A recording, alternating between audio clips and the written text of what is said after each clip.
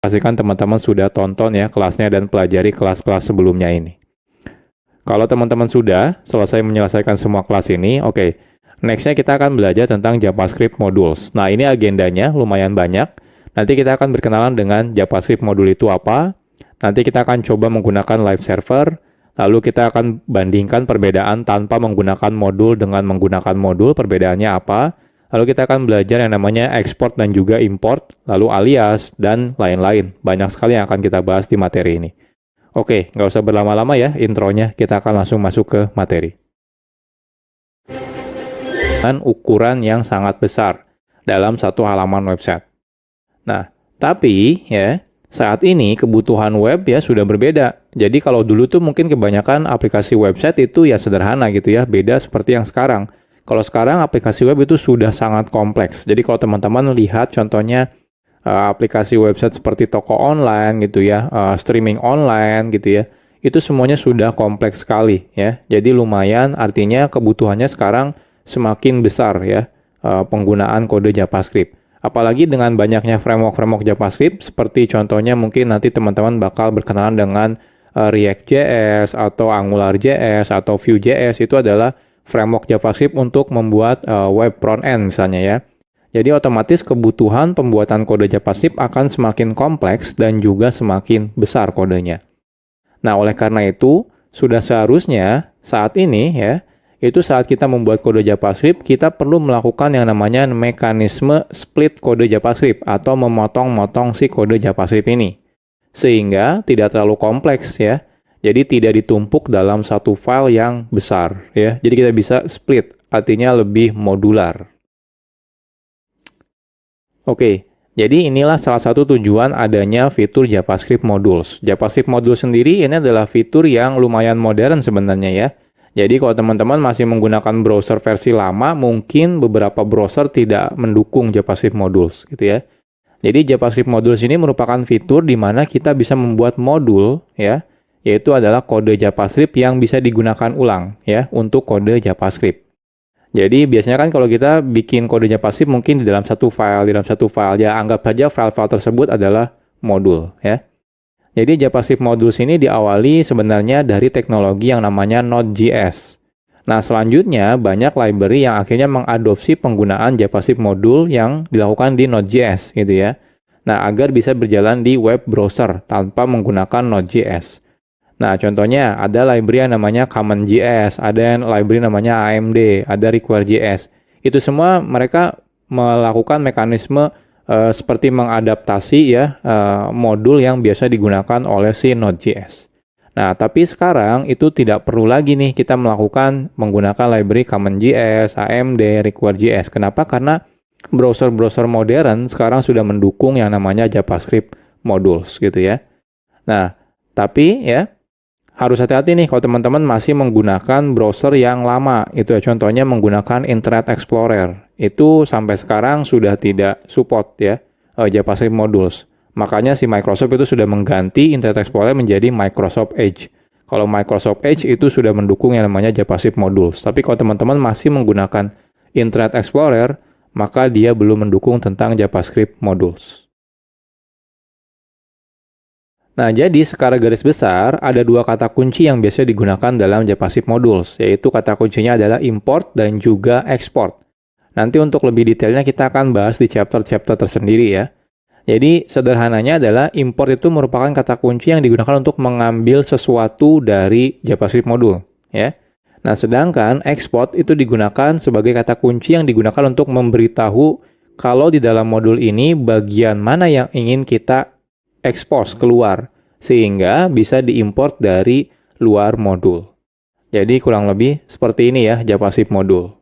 Nah, tenang aja kalau teman-teman masih bingung, nanti tiap chapter kita akan bahas lebih detail gitu ya. Jadi dari mulai pertama nanti kita akan coba bandingkan ya perbedaannya tanpa modul dan menggunakan modul sampai bagaimana cara menggunakan JavaScript modules.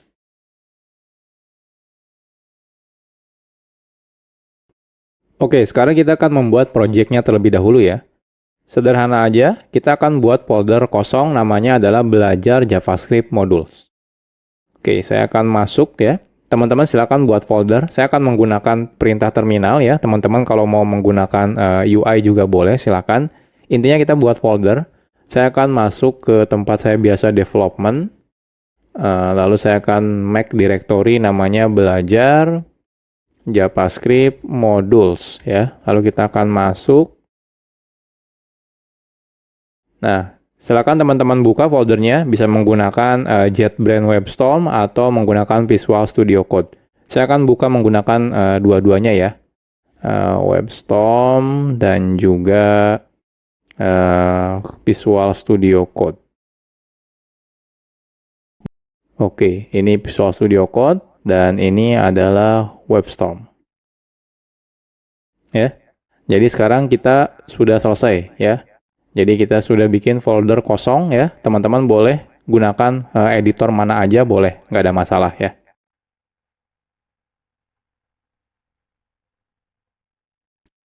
Oke, sekarang kita akan bahas tentang live server. Saat kita menggunakan fitur yang namanya JavaScript module, itu sangat disarankan teman-teman menjalankan kode JavaScript-nya di dalam web server. Jadi artinya tidak langsung dari file teman-teman buka menggunakan web browser, jangan ya. Kenapa? Karena beberapa mungkin tidak akan jalan kalau teman-teman bukanya langsung dari file. Jadi teman-teman harus beneran running dalam mode web server. Nah, hal ini karena spesifikasi dari JavaScript module meminta secara default kode JavaScript perlu di satu domain server yang sama. Jadi kalau teman-teman misalnya membuka file HTML-nya menggunakan URL file.2// di depannya gitu ya, maka dikhawatirkan akan terjadi error yang namanya CORS atau singkatan dari Cross Origin Resource Sharing gitu ya.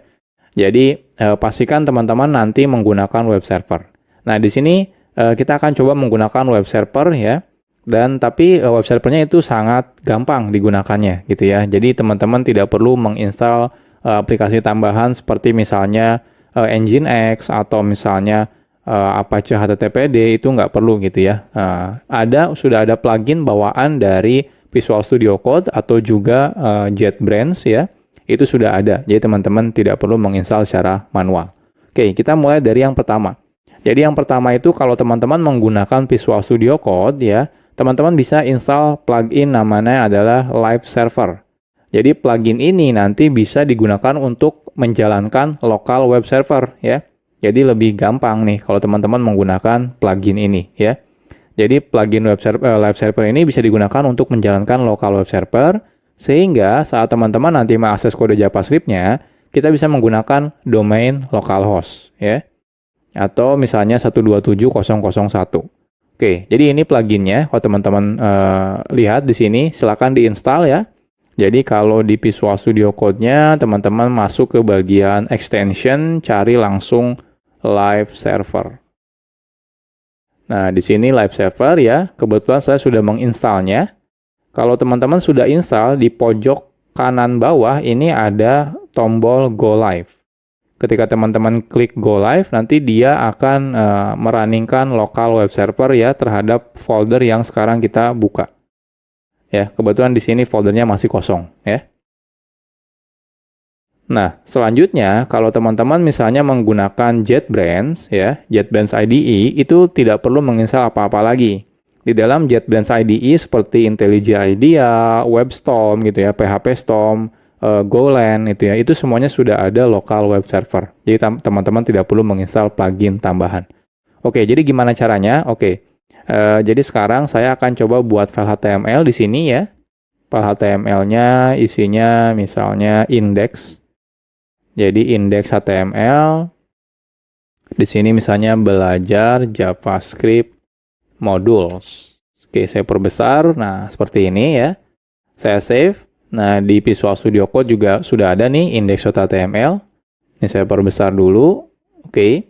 Setelah ini teman-teman kalau di Visual Studio Code dulu ya, kita klik yang tombol Go Live ini. Ketika saya klik, nah lihat dia otomatis membuka browser. Browsernya ini langsung buka 127.0.0.1 di portnya 5500. Ini udah otomatis jalan menggunakan local web server ya. Nah, bahkan dia bisa auto reload. Jadi kalau teman-teman di sini edit gitu ya, saya tambahkan H1 misalnya belajar JavaScript modules, saya save ya. Nah, lihat dia langsung reload, berubah ya. Perubahannya langsung kelihatan di sini. Jadi ini enaknya kalau menggunakan live server. Nah, kalau teman-teman menggunakan WebStorm, itu ketika teman-teman buka file HTML, nah di pojok kanan atas di sini ada tombol untuk menjalankan dalam mode live server. Jadi cukup klik misalnya Google Chrome ya. Ketika saya klik Google Chrome di sini, nah dia akan buka Google Chrome. Agak berbeda. Contohnya di sini hostnya menggunakan localhost, portnya 63342, mungkin berbeda ya. Dia biasanya random, beda seperti yang di Visual Studio Code, dia portnya 5500. Kalau yang di JetBrains, dia random biasanya. Lalu di sini diikuti dengan nama foldernya biasanya. Kalau di sini enggak, ya nggak ada nama foldernya. Tapi kalau di sini ada nama foldernya.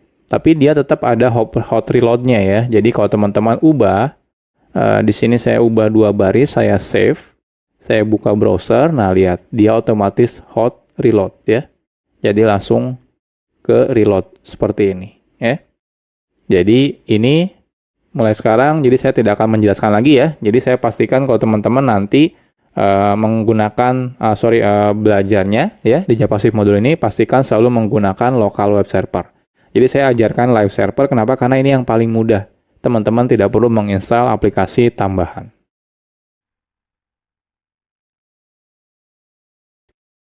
Sekarang kita akan coba dulu ya tanpa menggunakan JavaScript modul. Sebelum kita membahas tentang JavaScript modul, sekarang kita akan coba dulu ya membuat kode program JavaScript tapi tidak menggunakan JavaScript modul. Nah, saat kita membuat file JavaScript, lalu kita load file JavaScript tersebut ya, menggunakan HTML contohnya, secara default kode JavaScript tersebut bisa langsung diakses. Baik itu misalnya di dalamnya ada variabel atau function atau class, itu secara default bisa langsung diakses ketika kita include ya ke dalam si HTML menggunakan script source misalnya, seperti itu. Oke, misal saja kita punya kode JavaScript seperti ini. Jadi kita punya namanya library.js. Isinya ada 2 function, say hello dan say goodbye. Oke, kita akan coba. Jadi di sini saya akan buat satu folder ya. Nama foldernya adalah scripts. Nah, di sini kita akan buat JavaScript file namanya library. Jadi kita akan buat function yang namanya say hello, name,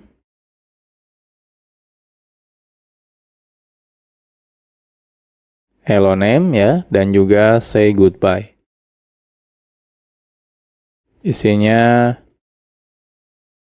goodbye name, seperti ini ya. Nah, selanjutnya kita akan coba load si library ini ya. Jadi kita akan gunakan library ini ya, kita load menggunakan script source script/library misalnya ya. Lalu secara otomatis kalau kita sudah load ya filenya, secara default otomatis semua yang ada dalam library ini ya, library.js itu akan bisa diakses dari tempat ini ya, tempat di mana kita sudah meload si filenya. Contohnya di sini misalnya say hello dan say goodbye. Oke, kita akan coba. Jadi di sini kita akan buat ya file HTML without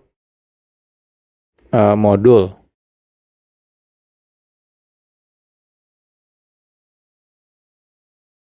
Oke, jadi di sini kita buat dulu script. Source-nya kita ambil scripts/library.js ya.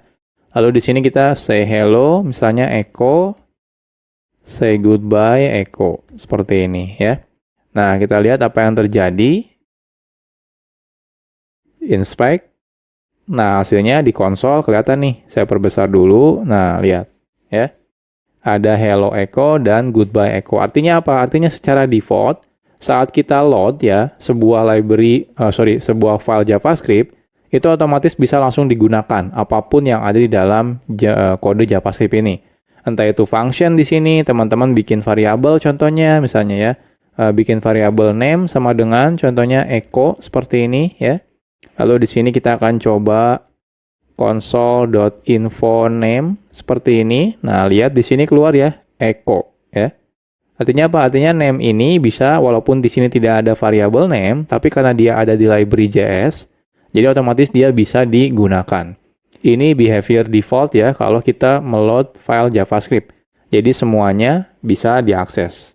Ini kadang-kadang agak sedikit berbahaya, apalagi kalau kita meload misalnya beberapa library JavaScript gitu ya, beberapa file JavaScript, ternyata ada beberapa function yang sama, atau juga nama variabel yang sama. Otomatis akan terjadi bentrok.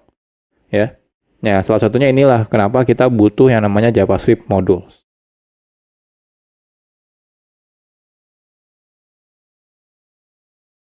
Oke, jadi kalau nanti teman-teman menggunakan modul ya, jadi kalau teman-teman menggunakan modul ya, jikalau kita menggunakan modul, kita bisa secara selektif namanya. Jadi milih-milih gitu ya. Jadi bagian kode mana yang akan diekspos keluar. Kalau tadi tanpa menggunakan modul, teman-teman langsung include menggunakan source JavaScript biasa, itu semuanya yang ada di dalam file JavaScript tersebut otomatis diekspos gitu ya.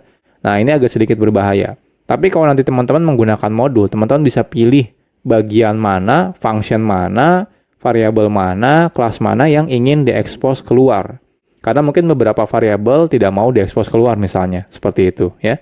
Nah, secara default, kode yang kita buat menggunakan JavaScript modul tidak bisa digunakan dari luar file atau dari luar modul, kecuali memang kita meminta untuk mengeksposnya keluar. Jadi kalau yang JavaScript biasa itu ya, by default semuanya diekspos. Nah, kebalikannya dengan JavaScript modul. Kalau JavaScript modul, semuanya justru tidak diekspos. Jadi ketika kita pengen mengekspos, justru kita harus menyebutkan mana yang ingin diekspos keluar.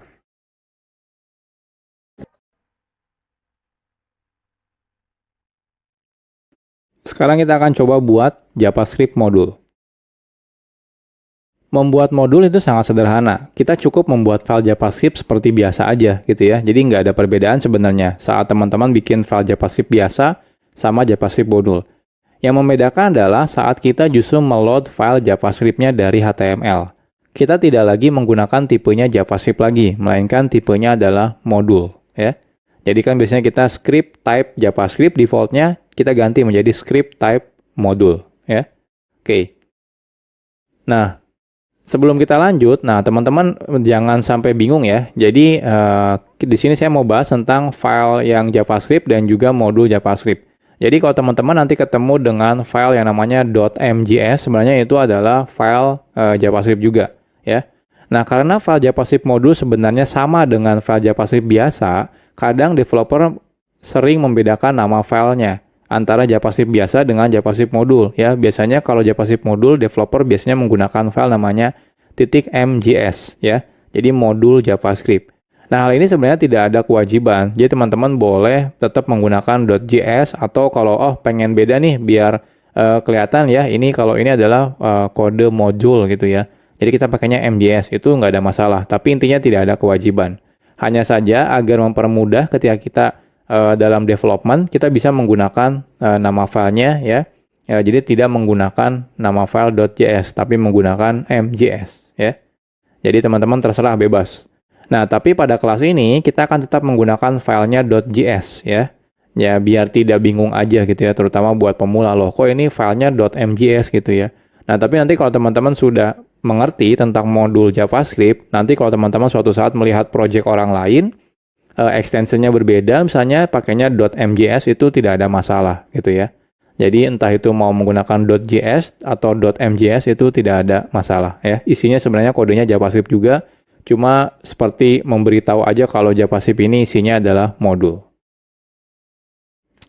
Oke, kita akan buat lagi file yang sama seperti yang sebelumnya, cuma bedanya namanya filenya adalah CJS. Isinya apa? Isinya sama persis, tidak ada perbedaannya. Jadi lebih baik kita copy paste saja ya. Jadi dari library JS ini kita akan copy paste di sini menjadi CJS ya. Nah, ini CJS ya. Jadi teman-teman punya say hello dan say goodbye. Nah, lantas sekarang pertanyaannya apa bedanya tanpa menggunakan JavaScript modul dengan menggunakan JavaScript modul? Jadi yang membedakan adalah cara kita meload JavaScript modulnya ya.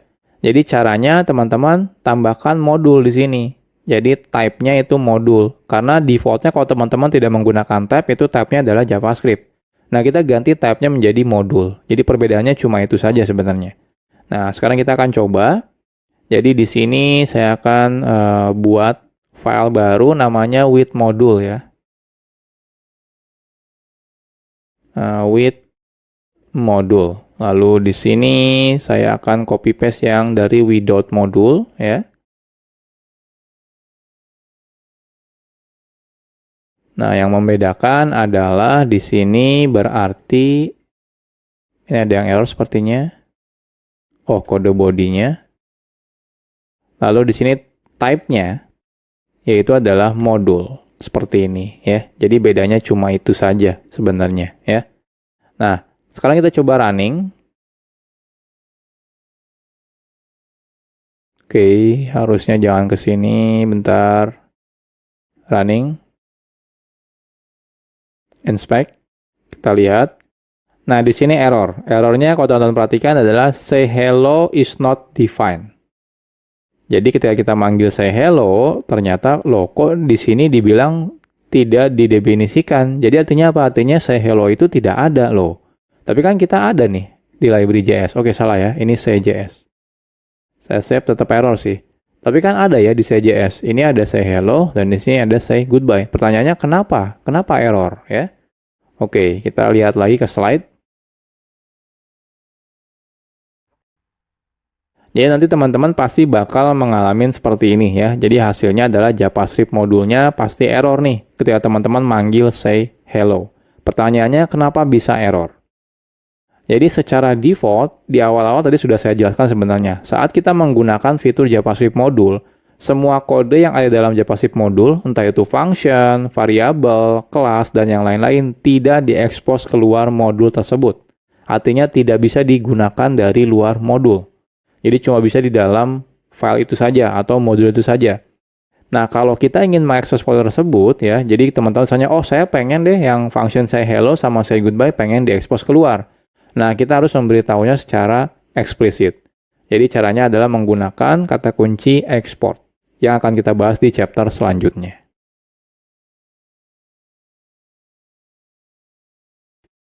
Sekarang kita bahas tentang export.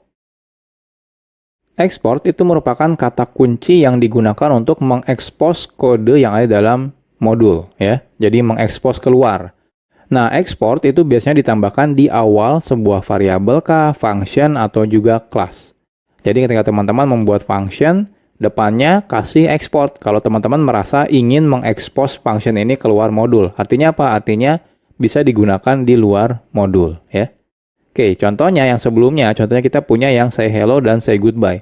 Jadi kalau teman-teman merasa oke, function ini ingin saya expose keluar, teman-teman cukup gunakan kata kunci export di depannya.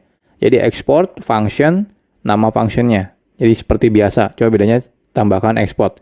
Nah, defaultnya kalau teman-teman tidak tambahkan export, maka dia tidak diekspos keluar. Ya, makanya di awal tadi kita ketika manggil say hello itu error. Kenapa? Ya karena tidak diekspos keluar.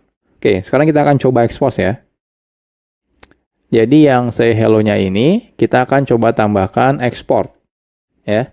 Lalu say goodbye-nya kita tambahkan export juga. Artinya yang say hello dan say goodbye sudah diekspor ya. Jadi sudah diekspos keluar. Nah, di sini harapannya adalah say hello dan say goodbye-nya itu jalan. Nah, kita coba refresh. Oke, ternyata masih tetap error nih. Say hello-nya tetap is not defined. Nah, kenapa ini? Padahal kita sudah export ya. Harusnya kalau error ya harusnya di sini yang error karena name-nya belum didefinisikan. Tapi say hello dan say goodbye harusnya sudah diekspor ya. Ini kan sudah diekspor, ini sudah diekspor. Cuma kalau ini tidak diekspor. Oke, kenapa ini bermasalah? Masih tetap bermasalah. Kita akan bahas di chapter selanjutnya.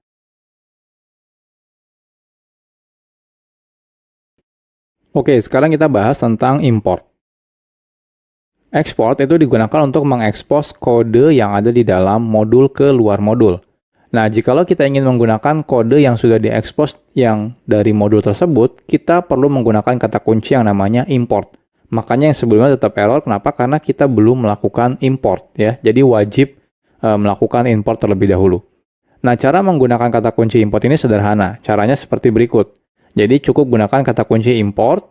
Kalau cuma satu, teman-teman bisa langsung sebutkan nama yang akan diimportnya, misalnya nama functionnya, nama variabelnya, atau nama kelasnya. Kalau lebih dari satu, teman-teman bisa gunakan kurung kurawal. Kurung kurawal yang pertama apa, yang kedua apa, yang ketiga apa, dan seterusnya ya. Gunakan koma pemisahnya. Lalu kurung kurawal tutup, from, lalu di sini silakan sebutkan nama filenya, ya, nama file modulnya dari mana. Nah, modul hanya bisa digunakan di modul lain. Artinya apa? Artinya, yang sebelumnya kan ketika kita bikin script itu defaultnya dia tipenya adalah JavaScript. Jadi teman-teman harus ganti ketika teman-teman menggunakan script, tipenya harus dijadikan modul lagi, ya. Nah, saat menggunakan import, kita tidak perlu lagi menambahkan script modul sort satu persatu, ya. Karena sudah dihandle secara otomatis oleh si browser. Jadi ketika teman-teman menggunakan import, lalu lokasi file JS-nya, dia otomatis akan meload si file JavaScript modul tersebut. Jadi teman-teman tidak perlu menambahkan lagi tag script, habis itu type-nya modul, habis itu source-nya dari file modul yang mana, itu nggak perlu lagi gitu ya. Oke, jadi contohnya, jadi yang sebelumnya kenapa masih error? Yang pertama, tipenya teman-teman masih menggunakan default-nya yaitu JavaScript, ya teman-teman harus ganti type-nya menjadi modul. Lalu di sini cara importnya adalah import ya, say hello, say goodbye from. Nah ini titik itu berarti relatif ke file sekarang. Habis itu titik slash script, ada folder script, lalu slash say js ya. Oke, kita akan coba.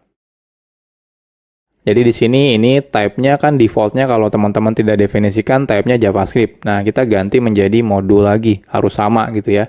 Nah, selanjutnya ini kalau saya save, nah lihat di sini masih tetap error. Kenapa? Karena say hello-nya belum kita import. Jadi teman-teman harus gunakan import ya.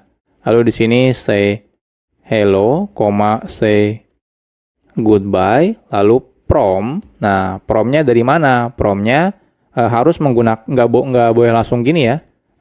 Script say.js. Nah, kalau seperti ini error ya. Errornya apa? Diberitahu kalau misalnya mau menggunakan modul itu harus relatif reference ya. Jadi seperti pakai slash atau titik slash ya, atau titik-titik slash seperti ini. Jadi kalau saya pengen dari file tempat file HTML saya lalu masuk ke dalam folder, jadi titik slash seperti ini ya. Ini saya save. Nah, lihat sukses ya. Nah, cuma info name-nya ini nggak keluar. Kenapa nggak keluar di sini? Karena tidak saya expose di sini ya. Tidak saya expose di CJS-nya. Selain itu juga di sini tidak saya import ya. Jadi kalau di sini teman-teman paksa import name seperti ini akan error gitu ya. Jadi kita melakukan request name tapi ternyata dia tidak diekspor dari modulnya seperti ini ya. Nah, kecuali teman-teman export nih name-nya. Nah, di sini export seperti ini ya. Nah, ini baru jalan nih, console info name-nya keluar, ya, echo seperti ini. Jadi, sederhana ya, menggunakan JavaScript modul itu. Cukup di file modulnya teman-teman lakukan export, dan di tempat yang teman-teman butuhkan lakukan import.